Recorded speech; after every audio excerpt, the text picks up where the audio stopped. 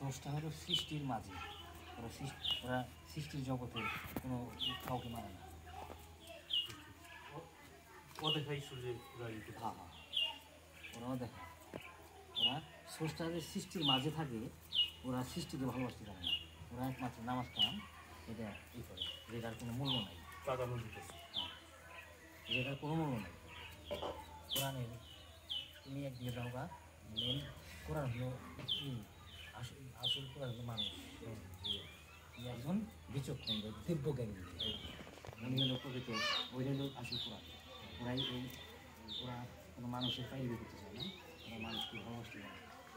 তাহলে নামাজ কালাম রোজা রাখো, হজ করো, এই তো এমনি বিষয়। এই শরীরের বাইরে আর ওরা চিন্তা করতেছে না না, ইউনিভার্সিটি লেভেলের ওরা আসবো কেমনি, বুঝতে চায় না। আমি তো নানান জায়গায় ওরা দেখতেছি, ওরা যাইতেছে, ওরা হয়তো এই জিনিসগুলো বুঝতে চাইতেছে, বুঝতে চাইলে তো আসলে সে বোঝানো যায়, যা আসে বোঝার জন্য কেউ করেছে, ওরা তো আগেই মানে ই করে যে শরীয়তি সব।